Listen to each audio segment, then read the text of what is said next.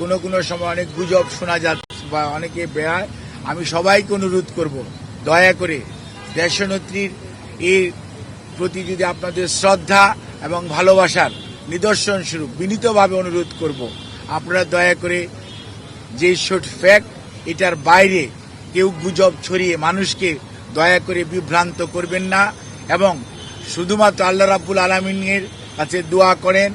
আল্লাহর অশেষ সহমতে সব সময় উনি এসছেও প্রতিকূল অবস্থা থেকে আল্লাহ ওনাকে সুস্থ করেছেন। আপনাদের সবার দোয়ায় আমরাও এবার এবং মেডিকেল বোর্ড অত্যন্ত আশাবাদী যে এবারও ওনার যে শারীরিক জটিলতা এটা থেকে আপনাদের দোয়া এবং আল্লাহর অশেষ মেহেরবানিতে ইনশাআল্লাহ দেশনেত্রী বেগম খালেদা জিয়া সুস্থ হবেন।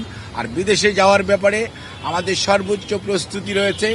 যখনই ওনাকে বিদেশ নেওয়ার জন্য মেডিকেল বোর্ড যথোপযুক্তভাবে তৈরি মনে করবেন, শারীরিকভাবে মনে হবে যে ওনাকে সেফলি ট্রান্সফার করা যাবে।